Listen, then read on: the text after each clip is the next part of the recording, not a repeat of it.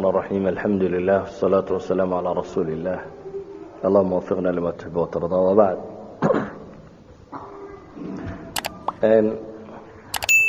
waxaynu ku jirnaa wali waqtigii lagu jiray sulxu xudaybiya ama sanadkii toddobaad meelahaasi ee hijriyada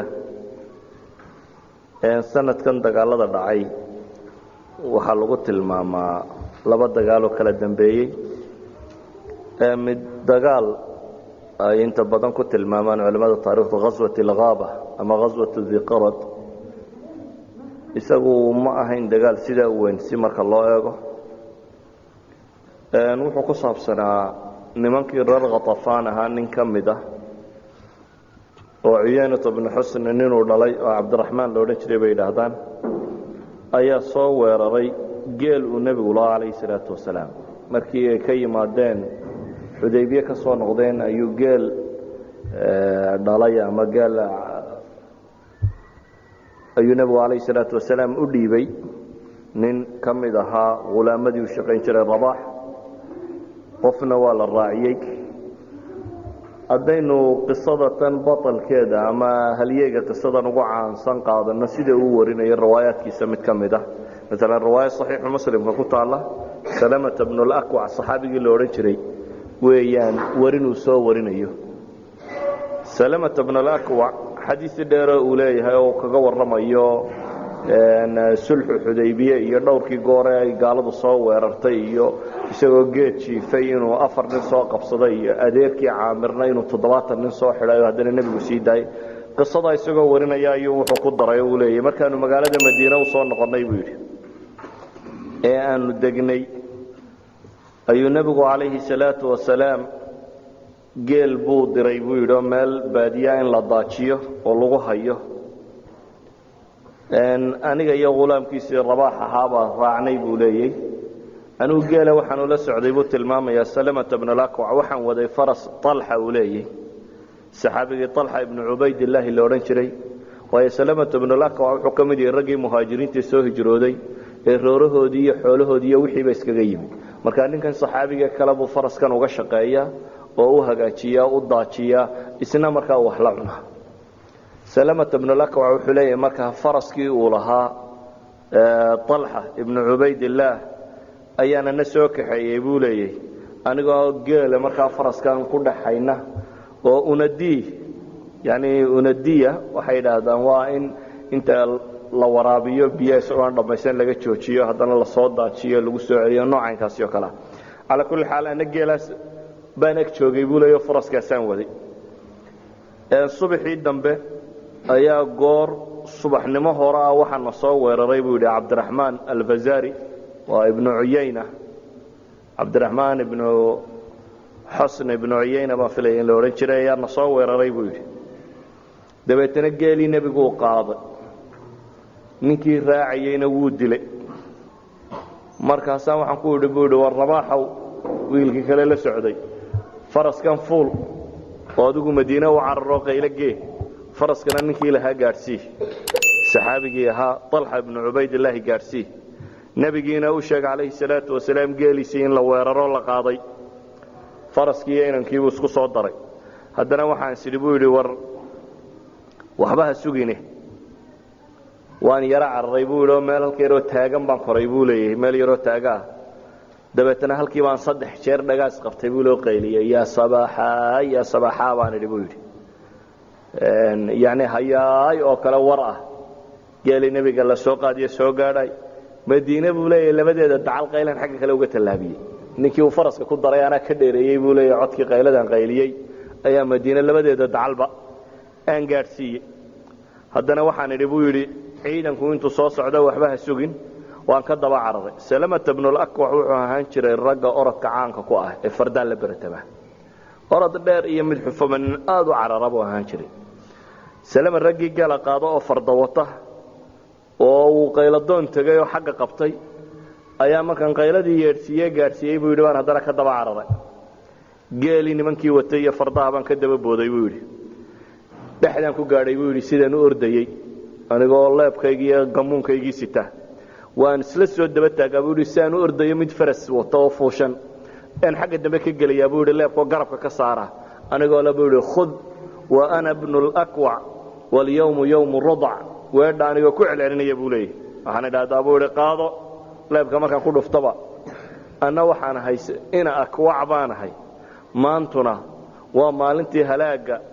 رضع من الرضيع بكتمي waxay yiraahdaan culimadu waa yani rad'a lu'ma waxay yiraahdaan lu'miga iyo xumaha qof daaqay neeska hooyadii ka soo joqo kale yani xumaha kii ku dhashow waa maalintii kuwa xumaha ku dhashay halaagsamayeen hoobaan ku yiraahdaa buu waa ku kiciya sida ugu waday buu yiri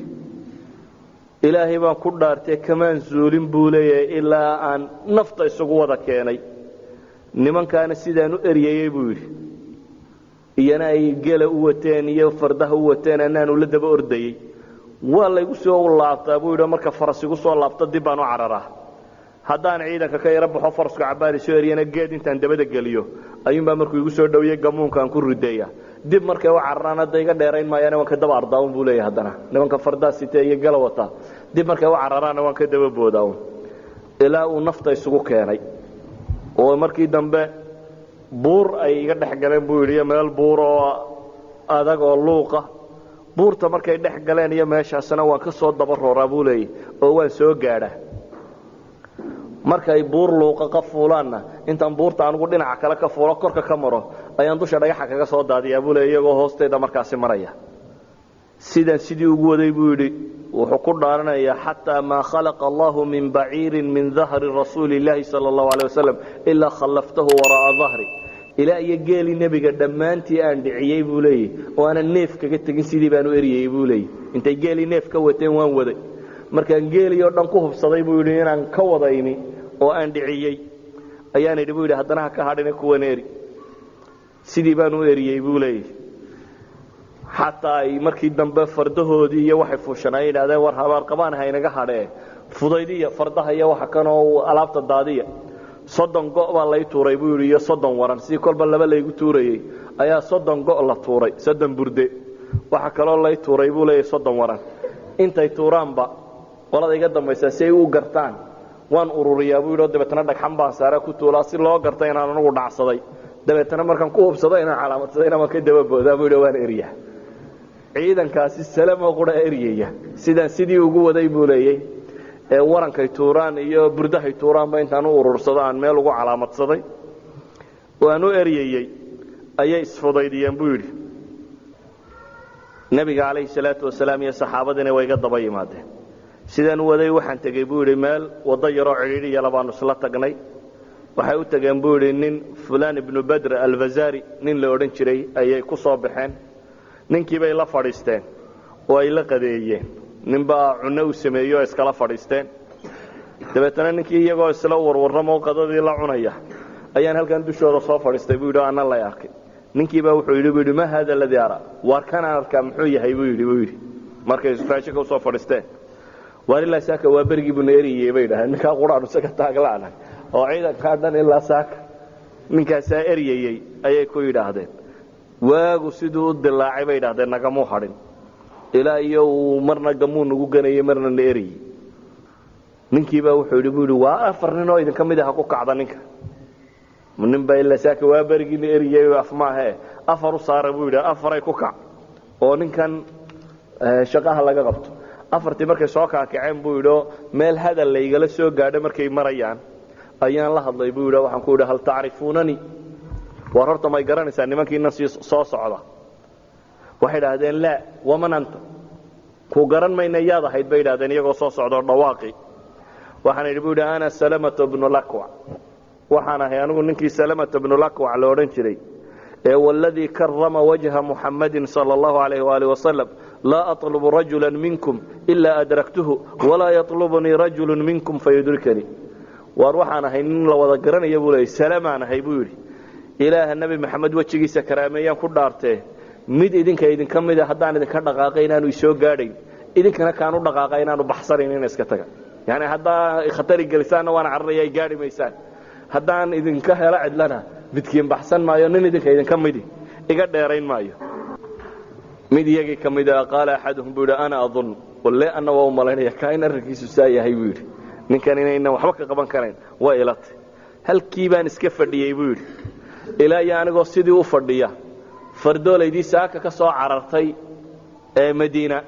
kuwoodii u horreeyey ay soo galeen buu yidhi arkay buu yidhi oo dhirta soo dhex xaabaya waxa ugu soo horreeyey buu yidhi farasku watay alakhram alasadi saxaabigii la odhan jiray markaan akhram arkay iyo faraskiisii buu yidhi baan haddana eegay waxa ku daba jira buu yidhi abu qataada alansaari nin faariso caan ahayo ansaarta ka mid ahaa haddana waan sii eegay buu yidhi meeshii waxaan arkay buu yidhi isagoo ku daba jiro muhaajirigii weynaa la odhan jiray almiqdaad ibnu aswad alkandi saddexdaa fardoolay oo isdaba rooraya igu soo horreeyey buu yidhi dadka kii ugu horreeyey dabeetana waxaan qabtay buu yidhi faraskii akhram baan canaanilfaras baan qabtay buu yidhi nimankii way yaaceen markay arkeen fardoolaydii inay dee meesha soo gaadhay orodkaa la bilaabo waa la yaacay buu leeyahy akhram baa waxaan ku yidhi yaa akhramow waar ka digtoonow buu yidhi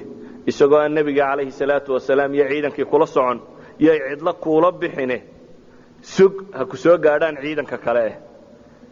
wuxuu igu yidhi buu yidhi markaa akhram saxaabiga ugu horreeye faraska watay soo gaadho weeyaan buu yidhi yaa salama in kunta tu'minu biاllahi walyawmi alaakhir wataclam ana aljannata xaq wannaaru xaq falaa taxul baynii wa bayna ashahaada intaad ileedahay nebigu ha ku soo gaadho buu yidhi waar salamow haddaad ilaahay iyo maalinta qiyaamo rumaysan tahay oo aad rumaysantahay inay jannadu xaq tahay aad rumaysantahay naartu inay xaq tahay waar aniga iyo shahaadada hana kala celinin eedah saxaabigani wuxuu leeyahay ciidanna sugi maayo shahaado doon baan haye waa soconaya nimanka anaa sidaydaana u eryaye eedah buu ku yidhi markuu sidaa ii abhiyey buu yidhi baan u sii daayey isna faraskiisii markaan faraskii u sii daayey baa waxa u soo baxay buu yidhi cabdiraxmaan ibnu cuyayna ibnu alxusn ninkii la odhan jiray oo ciidankan wax dhacay ninkii hogaaminayaya ayaa u soo baxay buu yidhi dabeetana adugu seefaa la iswadaarsado faraskii cabdiraxmaan ayaa caqri lagu sameeyey kadibna cabdiraxmaan wuxuu la helay waranka ama seeftuu la helay saxaabigii akhram ilasadi dabeetana akhram halkaasuu shahiid ku noqday faraskiisiina waxaa ku booday buu yidhi cabdiraxmaankii laakiin markiiba waxa soo gaadhay buu leeyahay abu qataada saxaabigii ansaarigii farisiga macruufka ahaaya oo daba rooraya ayaa soo gaadhay buu yidhi cabdiraxmaanna waxaa ka takhallusay buu yidhi markiiba abu qataada baa dilay wuxuu leeyahay isagoo wali salama qisadan ka sii warramaya fawalladii karama wajha muxammadin sala allahu calayhi waalihi wasalam latabictuhum acduu calaa rijlay xataa maa araa waraa'ii min asxaabi muxammadin sala allahu calayhi waalihi wasalam walaa gubaarihim shaya ciidankii markay jabeen ay yaaceen fardoolaydii iyo wixii waan ka dheereeyey haddana waan ka daba booday buu yidhi ilaa iyo ay gaadhay buu yidhi nimankii saxaabadii iyo ciidankii muslimiinta oo dhan boodhkooduna xataa inuu iga qarsoomo annaa nimankii eryaya buu leeya ana cid ayla soconin markay cadceeda dhucu sii dhowaa buu yidhi ay maqrib saaka salaaddii subax buu soo eriyey maqribkiina wuu marinayaa weli wuu ordayaa markay maqribkii ku dhowayd buu leeyahay ayay ceel biyood ku weecdeen oo daaqarad ceelka la yidhahdo ama ghaswada ceelka loogu magac daray ayay ku weecdeen buu yidhi o is idhaahdeen ka cabba buu yidhi iyagoo harraadan illa waa nimankii maanta oo dhan eriye fa nadaruu ilaya acdu waraahum waxay arkeen buu yidhi anigoo weli sidii u daba ordaya ceelka is idhaahdeen ku daadegoo ciidanka joojiya ayay waxay arkeen buu yidhi anigoo weli sidii u daba rooraya ceelkiina waan ka fujiyey buu yidhi waan ka kiciyey walle inaanay ka darin buu yidhi dhegle biyaa inaanay darsanin ee marka la arkay baa ceelkiina laga dareeray buu leeyahy luuq yaroo kalaa laga baxay buu yidhi buur anna sidii baan u daba cararay anigoo kolba kaan la soo gaadho buu yidhi gamuunka dhabarka ka gelinaya oo kolba mid gamuun gelinaya oo kule weli sidii khudha waana bnu lakwac walyawmu yawmu rudac mid baa markaa wuxuu yidhi buu yidhi yaa takalatu umma akwacahu bukratan yani kii saaka salaadiina eriyiyuunbaa weli na daba taagan buu leeyahy waxaan ku idhi buu yidhi nacam yaa caduwa nafsi waa anigii uun kii naftiisa u colka ahaayow fardihii baa laba ka xaraantay buu yidhi oo daashi dabeetana laba fardihii ka midaba meel ka tuureen oo iskaga tageen buu yidhi labadiina waan soo kaxaystay buu yidhi labadii farasee ka daalay ee laga cararayna labadiina waan la soo hadhay buu yidhi waxaan iska soo noqday buu yidhi markaa anigoo laba farasna wata geelii nebiga calayhi salaatu wasalaam dhammaantiina dhiciyey waxay soo gaadhay buu markaa yidhi adeerkay caamir waa nin adeerkii oo isna dagaalyahan weyn oo macruuf ahaa ونمنكي صلح الحديبية وأنكي تضباطا كأننا مشركين تأصوغ بغبطي عامر باي سو غاري بوري dabeetana wuxuu ii dhiibay buu sadiix harag yaro in barax ay ku jirto caano iyo biyo la isku daray iyo harag yaro kale biyo ku jiraan laba weelo yar yar buu ii dhiibay buu yiri intii caanaha barax yar ahaydna waan cabay buu yiri biyihii yaraana waa cabo oo iskaga weysaystay dabeetana waxaan u tagay buu yiri nabiga kaleeyhi salaatu wasalaam iyo saxaabadii iyo ceelkii aan nimanka ka soo kiciyay fadhiya ceelkan ka soo eriyaday iyagoo fadhiyaan u tagay buu yiri oo nabigu geeliyo dhanna uu soo ururiyay wixii aan gaalada kala hadho dhanna ay soo ururiyeen burda iyo wixii aan gooyaal iyo dhar iyo warmaba wixii aan dhacsado dhan la soo ururiyay waxaanu imuubiyo iyadoo bilaal geeli nabiga aan dhiciyay neef kamida intuu qalay uu nabiga kaleey salaatu wasalaam beerkii iyo kuruskii isugu sheelayo dadka waxaan ku yidhi ilaahi rasuulkiisiyo nimankii uu imankan ka soo noqday iguma foga ragga 100 nin aan kala baxo aan ka daba tago 100 nin oo ciidan kamid aan kala baxo oo ka daba tago mid warrama yaan ka soo reebay nimankaasi nabigu wuxuu igu yiri buu yiri kaleey salaatu wasalaam aad buu u qoslay buu yiri hatta badat nawajiduhu fi dawi an-nar dabkii uu ag fadhiyay buu leeyahay habeen meeshu bay noqotay ilaa ya nabiga gowsihiisa arkay buu leeyahay aad buu u qoslay buu yiri markaas wuxuu igu yiri buu yiri ya salama aturaaka kunta faacila ma waxaan u malaynaya ma waxaan arkaa inaad sidaa yeelayso yani ma ka dhabayo inta rag haysatada dana ka daba tagaysaa nimankii waxaan iribu yiri nacam walladhi akramak ilaaha ku sharfan ku dhaartay waa ka daba tagayaa baa ku iribu yiri wuxuu igu yiri buu yiri nabigu kaleey salaatu wasalaam innahum al'ana la yuqrawna fi ardi ghatafan nimankii guriya tage oo hadda dhulkii ghatafan ayaa lagu martisooraya ay joogaan annagu halkii joognaaba nin reer Ghatafaan inoo yimi buu yiri dabeetana wuxuu noo sheegay nin Ghatafaan ka mid inuu geel u qalay oo ay de guriya tageen sidoo nabigu uga sheegay kaleey salaatu wasalaam markii ay nimankii gaaleed hilibka ka rogteen neefkii ay qasheen markay diirka ka rogeen ayay board arkeen baa la yiri soo kacaya dabeetana waa yaaceen war nimankii waa kuwan bay yiraahdeen waa ka baxsadeen waxaa la yiraahdaa xadiiska qaar kood nabigu ku lahaa ya salama malakta faasjih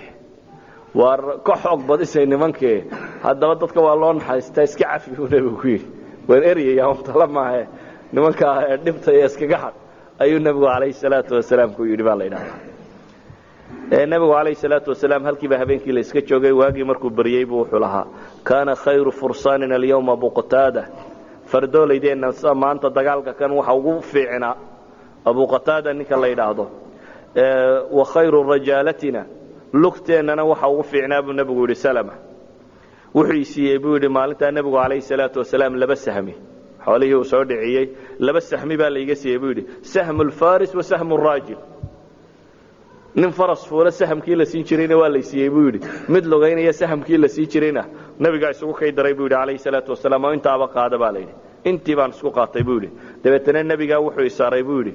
neefkiisii uu fuushanay al-cadba loo oran jiray ayuu fangal iga dhigay buu ila soo fuul buu yiri nabigu neefkii nabiga kaleey salaatu wasalaam ma raacay buu yiri isagoo Madiina markii dambe la iskaga sii socdo dhaxda la sii socdo ayaa waxa jiri jiray nin kale oo ansaarat ka mid ah aad u dheereyn jiray waan laga dheereyn jiray ninkii baa wuxuu yidhi ala musabiqun ila al-Madina waragow ya Madiina ila baratamay ninkan la ya Madiina ila baratamay waa nin ansaarto orodka caan ku ahaa ninkani waa muhaajiri isagu ma reer Madiina Salama ibn al-Akwa Salama nabiga daba ninkii baa weedhi ku celceliyay dhowr goor ciidanka dhexdiisii yaa baratamay ila Madiina yaa ila baratamay dhowr goor buu ku celceliyay Salama wuxuu leeyahay markaan hadalkiisii maqlay baan ku yiri amma tukrimu karima wala tahabu sharifa war mid karima namyaanad karaamaynin sharaf lana miyaad karaamaynin mid sharafti lana miyaad ka cabsanaynin ninkii ansaariga aaba wuxuu yiri la ilaa an yakuna rasuulullaahi sallallahu alayhi wa alihi wasallam cid kale aan sharfaya ama aan ka cabsanaya ma jiro ilaahi rasuulkiisa mooyaane nabiga aan la hadlo waxaan ku yiri ya rasuulullaahi bi abi wa ummi dharni falyusabiq ar-rajul ilaahi rasuulkiisa iyo iska kayda balkana la baratama maanta ayaan iri buu yiri waa soo daadagay buu yiri dabeetana waxaan iri buu yiri si car ilaa ay intay ka qabad adigu bal orod waan ka dabaymi buu yidhi cabaar baan yaro orday waan iska neefsanayay buu yidhi waxa salaa bal cabaar ha ordo cabaar markuu sii orday ayaan uma innii rafactu xataa alxaqu ayaan ka daba booday buu yidhi ilaa ayaan soo gaadhay dabeetana labada garab dhexdooda intaan ku dhuftay ayaan waxaan ku yidhi buu yidhi qad subiqta wallaahi lagaa dheere adigana allah ku dhaartay baa ku yidhi buu yidhi markaasi wuxuu yidhi buu yidhi waana adun anna waa u filaya haatan mar haddii ninkaan intaa ka horreeyey intuu iga soo daba cararay uu soo gaadhay waan u malaynayaa buu yidhi dabeetana waan iska dhaafay buu yidhi magaaladii madiinaan iska tegay buu yidhi intuu soo roorayey waan uga dheereeyey waxa uu sheegayaa markaasi salamata bnulakwa dagaalkaa markaan ka soo noqonnay buu leeyahay 3 habeen markaanu joognay ayaanu u baxnay buu yidhi ghaswatu khaybar yani khaybar waxay bilaabantay 3 habeen oo keliya markaanu ka soo noqonnay dagaalkaasi iyo joognay ayaa waxaa bilaabmay buu yidhi dagaalkii khaybar dagaalka khaybar waa magaalo bay ahayd ilaa baa la yidhaahdaa 160 kilomitr u jirta madiina waxaanay ka mid tahay magaalooyinkii hore qadiimkii carabta ugu waaweynaa waxay caan ku ahayd dhowr shayba koo waxay ahayd dhul beeraley aada u khasba ama fertile soil ama dhul ciid fiican oo si fiican beeruhu wax waliba ay uga baxaan waxaa ka bixi jiray baa la yidhaahdaa xubuubka ama midhaha fawaakihdan kale ee midhahan dhirta laga goosto kuwan la beere ee dee sarreenka iyo waxa la nooco kalaa waxaa loo yaqaanay baa lagu tilmaama qaryat alxijaaz riifan wamancatan warijaala waa magaaladii xijaaz baa loo yaqaanay markay tay dhirta iyo waxa ku yaaliya say u magaalaysantay ama beeraha iyo waxa ka soo go'a ama ragga xataa degan waxaanay lahaan jirtay suuq macruuf oo suuq nataal la yiraahdo suuqa qiimaki cukaad iyo majaaz iyo dilmajinna iyo suuqaas makaagteeda ku oli jiro moosinta xajka la isugu yimaado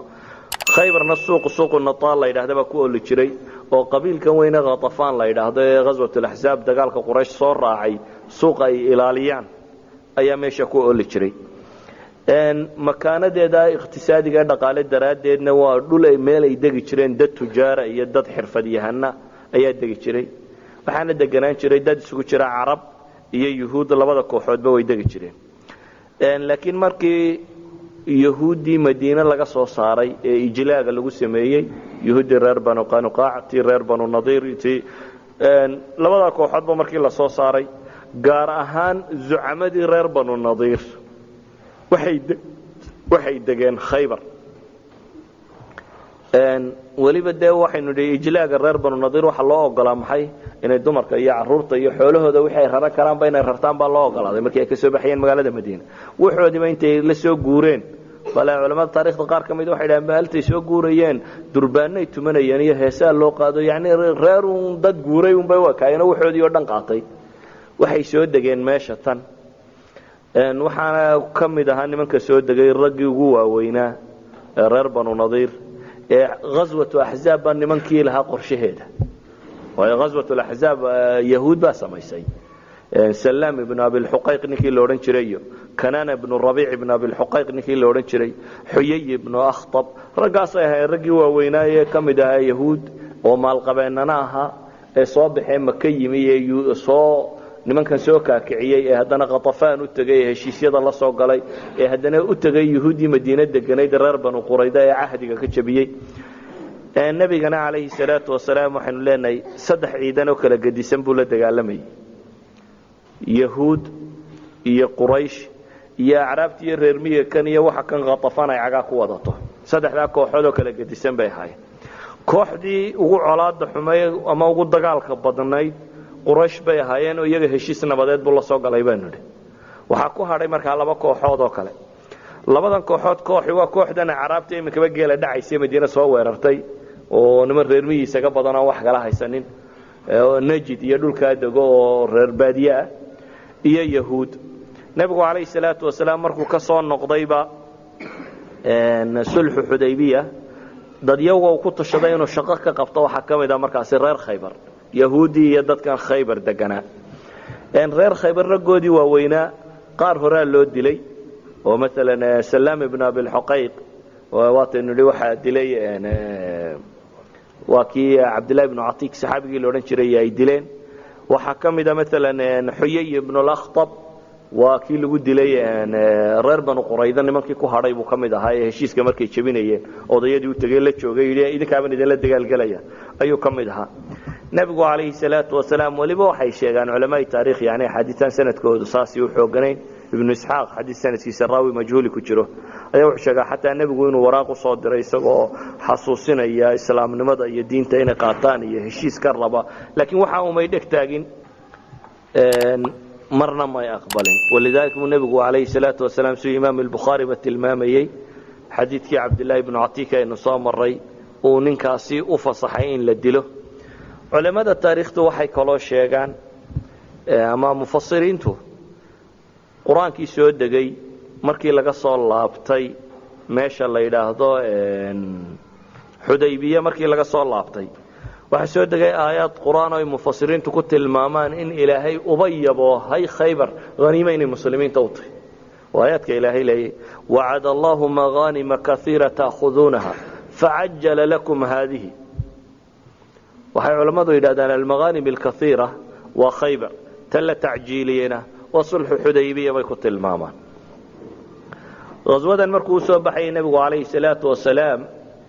waxa uu weydiistay inay la soo dagaal galaan oo qura cidii soo raacday sulh Xudaybiya kuriya dhowrkii boqolan in sulh Xudaybiya la socday kuwaas oo qura inay noqdaan ducafaa iimaanka iyo munaafiqiinta iyo kuwii maalintii hore raaci waayeen la reebo waxaana culimadu sheegaan waa kuwa ilaahay quraanka ku tilmaamay leeyay sayaqulu al-mukhallafuna idha intalaqtum ila maghanim lita'khudhuha dharuna nattabi'kum yuriduna an yubaddilu kalam Allah qul lan tattabi'una كذلكم قال الله من قبل فسيقولون بل تحسدوننا بل كانوا لا يفقهون إلا قليلا وعربتي مرافقتي يدتكي للريب يكي هربا كقيب قلي واي إلا يدي هذا إذنكو كما قيب قليسان marka waxa la yiraahdaa qaswadan dadkii nabiga raacay alayhi salaatu wasalaam ragi bay'atu ridwaan bay haay yani kooxdii uu nabigu alayhi salaatu wasalaam u duceeyay ama kooxdii ilaahay laqad radiyallahu 'anil ladina يعني كو إلهي كنت المامي إنه الله الرالي كان نقضي إذ يبايعونك تحت شجرة كو قال له كنت المامي لقد رضي الله عن المؤمنين إذ يبايعونك تحت شجرة فعلم ما في قلوبهم فأنزل سكينة عليهم وأصابهم فتحا قريبا ومغانم كثيرة تأخذونها وكان الله عزيزا حكيما وعدكم الله مغانم كثيرة تأخذونها فعجل لكم هذه إلى آخر الآيات rag bay haayeen runtii ka soocan ama aynu oran karno rag si gaar ah u tilmaaman bay haayeen غزوةan waxay mu'arrikhiintu ku tilmaamaan sanadkii 7 ee hijriyada inay dhacday ibn isxaaq muharram buu ku sheegaa waaqidina safar ama rabiicul awwal meelahaas ku sheegaa adigu sanadkii 7 bilowyadiisii inkastoo labada imaam ee waaweyn imaam zuhri iyo imaam malik ayagu ku sheegaan sana 6 inay dhacday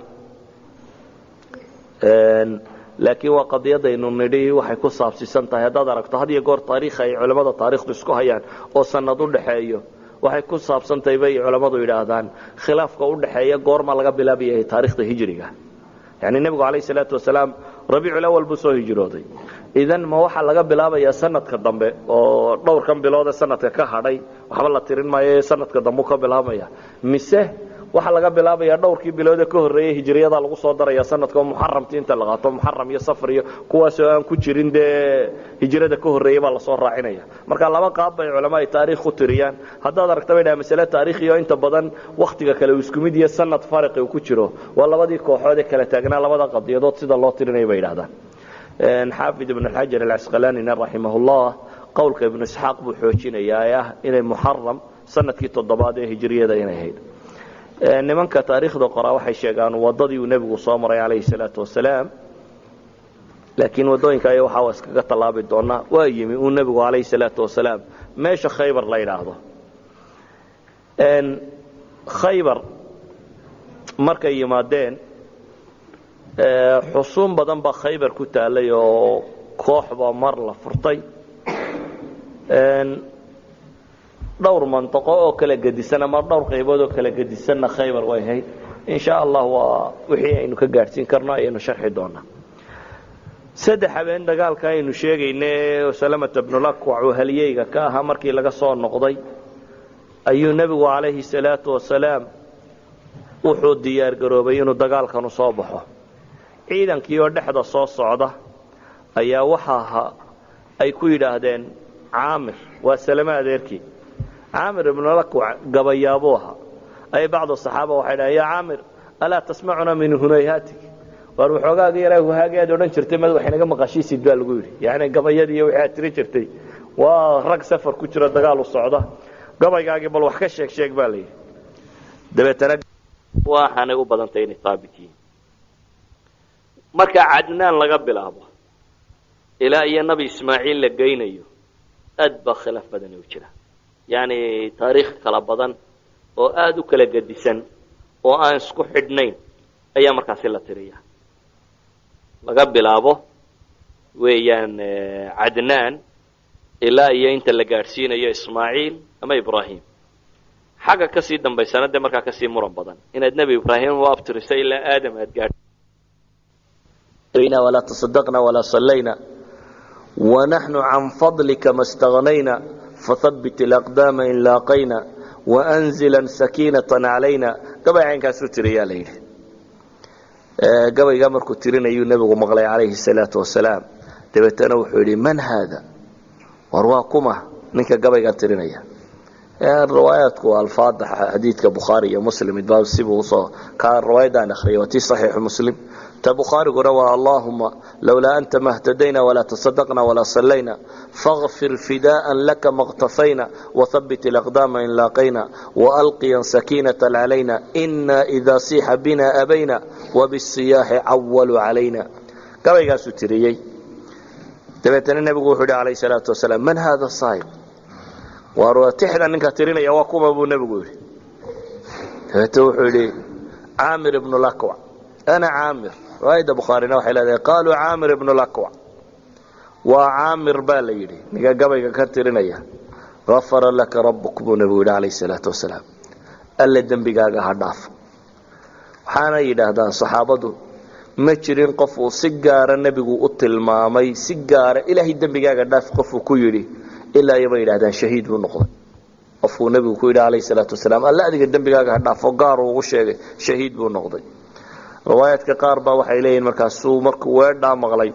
أيا عمر نواقال لي وأورفوشا وحيلي بالي يا نبي الله لولا متعتنا بعامر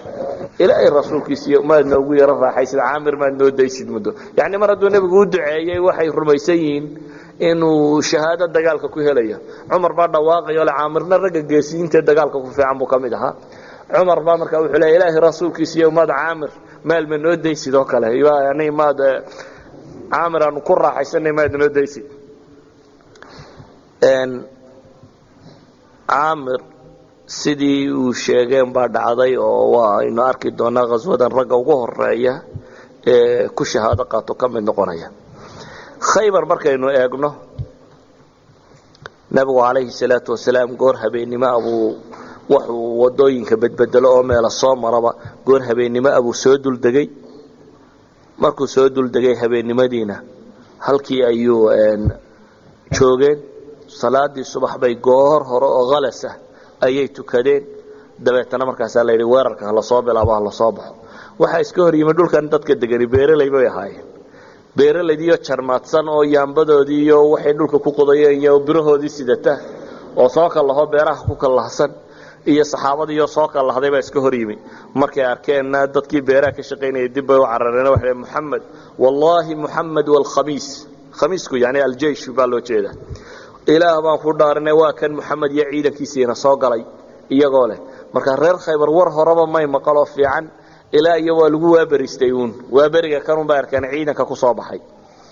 nabiguna calayhi salaatu wasalaam xadiiskii Bukhari waa ku tilmaamay Allahu akbar khuribat Khaybar Allahu akbar khuribat Khaybar inna idha nazalna bi sahati qawm fasaa sabah al-munzirin bu nabigu laha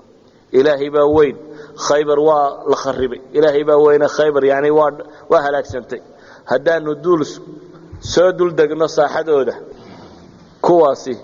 waxaa xumaaday sabaaxulmundiriinkoodu nebigu ku tilmaamay calayhi salaatu wasalaam. khaybar markaynu eegno waxay ahayd dhul qalcada ka wada samaysan. khaybar markaa laba qaybood bay u qaybiyaan, laba qaybood ayay u qaybsantay. qaybta koowaad 5 qalcadood oo waaweyn baa ku yaalay iyo qalcado yaroo kale. qalcadahaasi xusni ama qalcada la yidhaahdo xusnu naacim,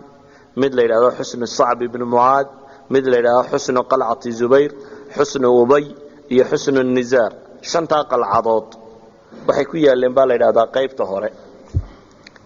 waa waliba 5taa qalcadood marka aynu sii kala qaadno 3 annataa suuqa la yidhaahdo ayay ku yaaleen, labada kalena mantiqo la yidhaahaa shaq ayay ku yaaleen. shaq iyo nataa marka la isku daro 5taa qalcadood baa ku yaala. qaybta kale ee magaalada waxaa loo yaqaanaa alkatiiba. katiibadana waxaa ku yaala iyana 3 xusni oo waaweyn, gaar ahaan xusni la yidhaha xusni alqamuus oo ibnu abilxuqayq iyo reer banu nadiirkii meesha soo degay kay deganaayeena, iyo xusnu alwatiix iyo xusnu sulaalin bay yidhahdaan. 3daa xusni ayaa iyaguna ku yaala. dagaalkuu nebigu ku soo qaaday calayhi salaatu wasalaam 3dan qaybood ama 8dan meesha iyo 5tan meesha iyo 3da meele 8dan qalcadoodba. waxaa kaloo iyana jira qalcado yararoo badan, yani magaaladu magaalo istaraatiijiya bay ahayd oo qalcado waaweyn dhufaysyaa leh. qalcado yaryaroo tiro badan oo kalena way iska jireen, laakiin intani waa inta ugu waaweyn. culammadu waxay ku tilmaamaan ciidankii muslimiintu wuxuu ku soo beegmay xusnigan ugu horeeya xusnu naacim la yidhaahdo. riwaayaat alxadiid sibay u kala horhoraysiiyaan, laakiin insha allahu tacaala ayan kaankii u horeeya uu yahay waynu iska wada guud mari doonaa. xataa axaadiista saxiixa lafteeda aad moodaa inay kala yaro horhoraysiiso. weliba axaadiista qaarkood waxay sheegayaan in 2dii cashee hore inta laga galay qalcadda la galay inay ku adkaatay in la furto, maalin saddexaadii inay ahayd maalinta la furanayay. xusniga kan aynu ku sheegnay xusnu naacimka, xusniga kan ah, xusnigani waa kuwa ugu waaweynaa, weliba waa ku deganaa baa la yidhahdaa ninkii la odhan jiray marxab. marxab waa nin yahuudiya oo dagaalyahan oo aada u caan ah. yani carabtu niman baa jiray had iyo goor la tilmaami jiro oo la odhan jiray yucaddu bil-alf. hebel bay yidhahdaan kunbuu u dhigmaa baa la odhan jiray. camar ibn cabdilwud iyo marxabkan iyo rag baa jiri jiray taariikhda carabeed ama jaziira alcarabiya la tilmaamo oo la yidhahda nimankaasi dagaalyahanay ahaayeenoo ninkii nin buu u dhigmaa la odhan jiray. marka qalcaddu ninkaasi deganaabay ka mid ahay. waxaa soo baxay, waxaa la yidhahdaa nebigu calayhi salaatu wasalaam wuxuu yidhi aroorta calanka waxaan u dhiibi doonaa nin ilaahay iyo rasuulkiisa jecel, ilaahay iyo rasuulkiisuna jecel yihiin, oo gacantiisa ilaahay inoogu furi doono. subaxaas saxaabadu waxaa la yidhahdaa mansiladan inay wada gaadhaan waa la wada hungureeyey. dabeetana nebigu wuxuu yidhi calayhi salaatu wasalaam ayna caliy bnu abi aalib, cali mee? waxaa la yidhi ilaahay rasuulkiisa iyo cali bakooraa ku dhacdo waxbaba arki maayo, wuu bakooroobay. dabeetana meel buu fadhiya. waxaa la yidhi cali 2 indhoodba bakooraa ka hayso waa ka halkaa fadhiya baa la yidhi isaga waxba arki maayo, iigu yeedha buu yidhi soo kaxeeya nebigu calayhi salaatu wasalaam. cali aan waxba arkeen oo bakooro qaba ayaa nebiga loo keenay calayhi salaatu wasalaam. dabeetana nebigu indhuhu candhuuf ugu tufay, dabeetana wuu u duceeyey. ilaahay subxaana wa tacaala labadiiba fay buu ka siiyey. markaas 2 indhoodba si fiican ayuu wax uga arkay. markaasuu nebigu raayada u dhiibay oo wuxuu yidhi dagaalan, ciidanka raaya calankiisa waa kaasay dagaal geli adigu. wuxuu yidhi ilaahay rasuulkiisa maxaan kula dagaalamaa wax ii sheeg. wuxuu nebigu yidhi ma waxaan la dagaalama u yidhi xataa yakuunuu milana, annagoo kale intay ka noqonayaan dagaalka miyaan ku wadaa buu yidhi. nebigu wuxuu ku yidhi calayhi salaatu wasalaam infid calaa raslik xataa tanzila bisaaxatihim uma adcuuhum ila alislaam. yacni deg ilaa iyo intaad meeshooda aad gaadhayso, marka aad gaadhana islaamnimo ugu yeedh buu nebigu leeyahy. yani waxa uu xadiidka nebigu ku tilmaamaya hadafka koowaad ee muslimiintu ay lahayn ma ahayn magaaladu xoolaa yaal ama waxan baa yaala soo qaadqaadateen, kama ahayn. hadafku wuxuu ahayn dadkan diin loo sheego. wuxuu nebigu ku yidhi calayhi salaatu wasalaam dadka diin ugu yeedh oo waakhbirhum bima yajib calayhim min xaqi illaahi fiih, oo u sheeg waxa xaqa alle ee dadkan ku waajibay u sharax buu ku yidhi nebigu calayhi salaatu wasalaam. dabeetana wuxuu waliba nabigu u sheegay sidaas samee isagoo nabigu ku dhiiri gelinayaba wuxuu leeyahay yani waxaad meeshan dareemi kartaa haddaad nin madax ahaan lahayd oo aad ciidan dirayso dad ay hayseen dagaalka aad janan ciidamadaada ka mid ah rabto inuu la dagaal galo waxa laga yaabaa dad qofka caadiga wuxuu ka fikri lahaa xoog ula dagaalan oo nimanka iyaan meel la idinka soo dhicin dawaaku ka ragga si fiican u dagaalgali u dardaaranka macquulka laga fikray ahaan lahaa laakiin meesha waxa ka muuqata nabigu kaleey salaatu wasalaam dadkan inuu hidaayo la rabay hanuun inuu la rabay inaanu dilku ahayn shayga loo socdo qofka in la dilaa oo naar loo kaxeeyana inay muhiimad ahayn muhiimadu inay tahay dadka in la nooleeyo xagga jannada iyo alla loo kaxeeyo inuu shayga muhiimka ah yahay walidaalka iyagoo cadow ah oo islaamka la dagaalamay oo waxa soo dhiba soo sameeyay ayuu hadana nabigu wuxuu leeyahay horta halaynine islaamnimo ugu yeedho u sheeg wuxuu kale nabigu tilmaamay kaleey salaatu wasalaam inaad layso oo xoolahooda dhan soo qaadato waxa ka khayr badan mid qura intaad wax u sheegtay inuu diinta qaato buu nabigu leeyahay waa xadiidka macruufka maalintu nabigu lahaa فوالله لأن يهدي الله بك رجلا واحدا خير لك من يكون لك حمر النعم نبي كويد عليه الصلاة والسلام إن إلهي هنونيه وقواسين الله سبحانه وتعالى وصاه هنونيه هل قف أو إياك كمدين الدين تقاطه أيها وحي كاغا خير بدن تيبون نبي قولي قيلك يسعصعص يعني غنيمة إياه ما شاء الله فرطونا وحك خير بدن هل قف أو إياك كمده inuu diinta gaadho sidaasuu nabigu kaleey salaatu wasalaam kula dardaarmay dabeetana sidaa ayay dagaalkii ku soo galeen saxaabadii markii ay xusnigii wada dul yimaadeen xisnigii ama qalcadii markii la wada dul yimid ayaa sida salamatul aqwa uu sheegayo waxa soo baxay boqorkoodii nimankan ama ninkii odayga oo ahaa madaxda ahaa ee marxab loo oran jiray oo gabay tirinaya isagoo la qad alimat khaybaru anni marhabu شاك السلاح بطل مجرب إذ الحروب أقبلت تلهب قبعين كاسية سقط ترينية أي صبح فانفانية ولا خيبر وي قرانيا يعني أنا نقول مرحبا هاي والله قرانيا شاك السلاح ننهب كيسي ودن يهي إنا هاي والله يودوق يهيبول إنا هاي بطل مجرب قيسي أما هليي هر اللو تشابيان وركيسي مران كجرين إنا هاي ددبوا ودوقي إذ الحروب أقبلت تلهب nin marka dagaalku soo jeesto isagoo holcamaya soo baxay inaan ahay cid waliba waa ogtay isagoo loo gabayga tirinaya ayuu soo baxay baa la yiri dabeetana saxaabadii waxa ka soo dhaxbooday saxaabigii salama adeerkii caamir loo oran jiray ee gabayaaga ahaa oo isna gabay wada ayaa soo baxoo leh qad alimat khaybaru anni aamirun shaaki silaahi batalun mughamiru halku kan ka amaanayo isna gabay buu tiriyay uu leeyahay anigana reer khaybar way wada garanayaan inaan caamir ahay buu yiri hubkiisuna inuu dhan yahay kani wuxuu sheegtay batal mujarrab oo la soo tijaabiyay inaan ahay aniguna batal mughamira baan ahay buu leeyahay nin balada madaxa isugu tuuray inaan ahay waa la wada og yahay buu leeyahay wuu soo baxay mubaarazadii koowaad waxa isugu soo baxay markaasi caamir ibn rakwa iyo marhab yahuudigaasi la oran jiray dabeetana laba seefood baa la isweydaarsaday seeftii uu marxaba ku soo daayay aamir wuxuu isaga dhigay baalkiisii taraskii gaashaankiisii ayuu isaga dhigoo lamu helin aamir markaa wuxuu ku talagalay tiisi markuu gaashaanka isaga dhigay tiisa inuu xagga hoose ka xuluuliyo laakiin ilaahay baa qoray mudustiisii xagga hoose kaga mudbay dubaabadii seeftoo afkeedii hoos u yara dhacay dabeetana isaga ay lowgiisa dhinaciisan hoose ayay isaga ka sii jartay caamir wuxuu u geeriyooday markaasi oo uu dhintay nabarkii seefte isaga ku dhacay oo isla seeftiisii ayuu dhacay waxa dabeetana u soo baxay waa ka de salamat ibn al-hadiiskiisa dheer waa ka ku tilmaamaya nabigaan uu imibuu yiri anigoo xooga murugaysan saxaabadii baa qaar waxay yiraahdeen ogay war waa ka naftiisa dilay inuu cid kale dilay daayay يعني waxay ka dhigeen qaatilu nafsi oo kale kaanama uu aamir yahay oo ilayna cidinu diladaay naftiisi buu dilo amalkiisi wuu buray salama wuxuu leeyahay anigoo xooga murugaysan ayaa nabiga uu imay alayhi salaatu wasalaam dabeetana wuxuu igu yiri rasuulku alayhi salaatu wasalaam maxaa dhacay waxaan idhi ana ooyaan uu imay yiri nabiga wuxuu igu yiri maxaa dhacay waxaan idhi ya rasuul allah batala amalu aamir waxay leeyahay rasuulkiisiyo caamir camalkiisii oo dhammi wuu buray. nebigu calayhi salaatu wasalaam wuxuu yidhi man qaala dalik, warka aad sheegaysa yaa yidhi? waxaan idhi buu yidhi naasun min asxaabik,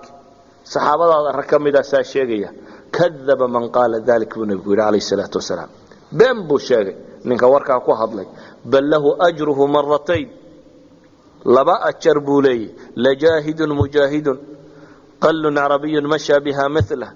yani nebigu calayhi salaatu wasalaam wuxuu ku tilmaamay laba ajar inuu leeyahay, ee inaanu saxaabigaasi yani qaatilu nafsi inaanu hayne shahiid dagaal ku dhintay inuu yahay buu nebigu calayhi salaatu wasalaam u tilmaamaya. marxab ayaa gabaygiisii halkii ka sii watay. dabeetana caliy bn abi aalib baa u soo baxay oo isna gabyayoo leh ana aladii samatnii ummii xaydara kalayfi haabaati kariihi lmandara uufiihim bisaaci kayla sandara. caliyo isna gabyayoo leh anigu waxaan ahay kay hooyadii xaydara u bixisa. xaydarku waa libaax, hooyadii kay libaax ula baxday baan ahay. waxaan ahay kalayfi haabaatin kariihi lmandara, sida libaax kaynta ku jira aragiisu yani shaashkiisa iyo aragiisu baqaha dadka uu geliyo. uufiihim bisaaci kayla sandara, saacooda waxaan ugu miisaa kaylu sandara, waa kayl weyn. yani hadday ii galameeyaan waan u jawaaneeyaayoo kale macno ah, waa weelka weyn ayaan wax ugu miisaa. isagoo labuu soo baxay. dabeetana cali baa yuhuudigaasi kow kaga siiyey, halkaas buu ku geeriyooday. habaarqabihii marxab lo odhan jiray waxay culamada taariikh sheegaan, haddana walaalkii baa isi soo taagay yaasir nin la yidhaahdo ay marxabka walaalayiin oo man yubaris yaa soo baxay leh. isagana waxay dhahdeen zubayr ibn alcawaam baa u baxay say sheegaan. ka hore waa xadiis saxiixa isagu iyo cali. waxay yidhahdaan waxa u baxay kan kale zubayr ibn alcawaam baa isagana dilay. calaa kulli xaal qalcadan ciddii ku jirtay dib bay isugu yaacday, waxaanay noqotay in qalcadatan muslimiintu ay furtaan. gaaladii waa sii guratay. qalcada ka sii dambaysay sacb ibnu mucaad la yidhaahda ayaa la galay. iyadana weerarkiibaa sidii loogu sii qaaday. akhiiran iyadana waa la furtay, way sii socdeen. qalcatu zubayr baa haddana la galay. qalcatu zubayrna waa la furtay. qalcatu ubayi baa la isugu tegey, iyana waa la furtay. xisnigii annazaar lo odhan jiraa la tegey, isagana waa la furtay. qaybtii koowaad markaa shantii koowaad ee xaggaasi ku yaalay oo dhan waa la soo wada furtay. waxaa hadhay shadriga ama qaybtii labaad ee magaalada khaybara. qaybtii kalena adigu waxaa la sheegaa qaybaha qaarkood mufaawadaat in la galay, oo markay arkeen in wax walba la furanayo inay weydiisteen in ay isdhiibaane mufaawada. waa laga aqbalay baa la yidhaahdo mufaawadadii. markii sidaasi ay isku dhiibeen ayaa waxaa la weydiiyey laakiin inay wax allaaliya waxay hanti hayaan oo dhan soo saarayaan, waxba aanay qarinaynin. waxay qariyeen markaasi hantidii qayb ka mid a, gaar ahaan xuyay ibnu lakhtab ninkii la odhan jiray ee isagu reer banu qurayda kula dhintay meesha. waxaa la yidhaahdaa kays weyn oo mask ama kays uu lahaayo weyn oo uu ku jireen hanti badan oo ninkaasi lahaa ayaa la qariyey. dabeetana nebigu calayhi salaatu wasalaam wuxuu ku yidhi soo saara kaa. qadiyadii sidii bay ku burtay iyaduna, oo ibn abilxuqayq ayaa buriyey baa la yidhaahdaa. dabeetana dagaalkii sidii baa lagu galay, waa la furtay. hanaaimtii meeshii laga helayna nebigu calayhi salaatu wasalaam wuxuu u qaybiyey baa la yidhaahdaa 36 sahmi. khaybar wixii xoola laga soo helay 18 iyo 18 ayuu ka dhigay. 18 sahmi oo wuxuu u qaybiyey nebigu calayhi salaatu wasalaam ciddii markan la soo dagaal gashay. 18 sahmina wuxuu u gadaal dhigay nebigu calayhi salaatu wasalaam dadka muslimiinta iyo xawaajijtooda iyo mustaqbalka wixii lagu maamuli doono dowladda islaamiga ayuu u meel dhigay. waxaana intii dagaalkan kala qayb gasho oo ah dadkii ka yimi sulxu xudaybiya oo keliya buu nebigu calayhi salaatu wasalaam qaybtan ka qaybgeliyey, iyo koox la kulantay oo ah kooxdii ka soo noqotay ardi alxabasha. jacfar ibn abi aalib iyo abu muusa alashcari nimankay hogaaminayeen, iyo in yaroo abu hurayra oo markaas oo islaamoo yimi. waxay yidhahdaan isagoo nebigu madiine ka maqan buu soo galay, salaad subax buu kula tukaday, deetana ciidanku ka daba yimi meeshuu yimi. abu hurayre iyo madharkaa la socdayna iyana waa laga qayb geliyey. intaasi ayaa khanaa'imtiina loo qaybiyey nabiguna calayhi salaatu wasalaam markii kooxdan jacfar ibn abi aalib iyo ashcariyiintii marka u yimaadeenna aad buu ugu farxay kadibna nebigu calayhi salaatu wasalaam dadkii lasoo qabqabtay wuxuu ka qaatay gabadh safiya la odhan jiray oo uu dhalay odaygii habaarqabe xuyay ibnu lakhtab la odhan jiray ku dhintay ghaswatu bani qurayda haweenaydaasi ayuu xoreeyey nebigu calayhi salaatu wasalaam markuu xoreeyey kadibna wuu guursaday markii dagaalka laga soo noqday dhexda la marayana nebiga calayhi salaatu wasalaam bay ummu sulaym usoo dhisto oo waa loo aroosay 3 habeen buu nebigu aroosayo gabadha tan uu qabay sidii bay kaga yimaadeen meeshaasi saxaabadii oo lagaga soo noqday meesha loo yaqaano Khaybar hantidii taalayna lagu wada qaybsaday dhacdooyinka maalintan dhacay waxa lagu tilmaamay inay kamid ahayd dhacdo fudud oo markii meesha la qabsaday bay habar yahuudiyad isku dayday inay nabiga sunayso gaar ahaan gabadhii baa la yiraahdaa Salaam ibn Mishkam shaat ama neef adhiya bay u moofaysay dabeetana waxay tiri waa xagee nabigu calayhi salaatu wasalaam halkuu u jeceliyo waxa la yiraahdaa dhudhunku cunaa halkaasna suntay xoog uu sii badisay neefka dhanna way sumaysay markii loo soo dhigay raashinkii ee nabigu calayhi salaatu wasalaam goostay uu dhadhamiyayna wuxuu yiri laftan aan cunaya afka ku haya waxay ii sheegaysaa in la sumeeyay buu nabigu yiraahdo iska tufay gabadhii buu u yeeray waa loo yeeray waxa la yiri waran neefkan inuu sumaysan uu sheegay adigu ka waran maxaa kugu xambaaray buu nabigu yiraahdo calayhi salaatu wasalaam inaad seetan yeesho waxay tiri waxaan sidan u yeelay hadaad boqor tahayna waxaan islahaa ka raaxaysateen oo haydan dhaafo hadaad nabi tahayna de ilaahay baa ku sheegay waa garanay inaad ka badbaadiso marka waxaan la haduu boqor yeena haydan dhaafo waa ku dhinto hadii uu yahay nabina de wuu badbaadi doonaa dabeetana xadiista qaarkood waxay tilmaamayeen inuu nabigu sii daayay calayhi salaatu wasalaam haddana waa la soo qabtay waa la dilay sababtuna waxay ahayd baa la dhahaa Bishr ibn Burra ibn Ma'rur saxaabigii la oran jiray nabiga la fadhiyo qoladii hilibka wax ka cuntaya oo isaga wasladiisii markii hore intuu ka mulqbulqsiyay ay ku tagtay hal rudmay kaga tagtay ayaa suntii ku dhintay dabeetana qisaas ayaa loo dilay oo maadaama inay dishay waa la soo qabtay dabeetana islaantaana waa la dilay dadka kale meesha ku dhintay dad sida u badan ma ahayn saxaabada marka la eego ilaa dhowr iyo 10 ayaa la sheegaa 16 qolada ugu badisana 18 meelahaasi ayay sheegaan qoladan kale yahuuda waxa la sheegaa ilaa 93 meelahaasi inay gaadhayeen dadkii macrakada kan kaga geeriyooday wallahu a'lam billahi tawfiiq